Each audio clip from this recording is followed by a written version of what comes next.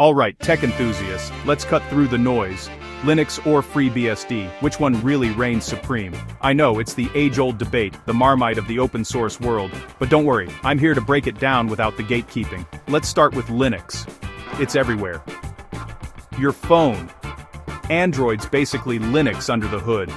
Supercomputers, most of them run Linux. Even if you're watching this on a smart fridge, probably Linux. Why? Because it's flexible, it's supported by a massive community, and it's got this wild range of distros for every taste. Ubuntu, Fedora, Arch, you name it. Plus, if you ever get stuck, Stack Overflow probably has a dozen answers already.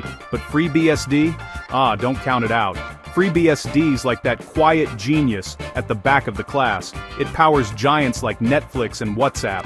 Its killer feature? Consistency.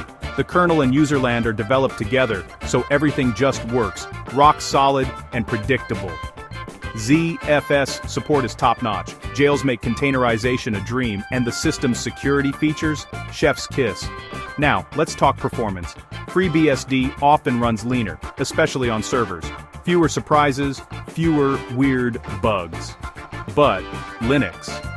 It's updated faster, supports more hardware, and if you're gaming, Linux has Steam and Proton, so it's an easy win there. So, which should you choose?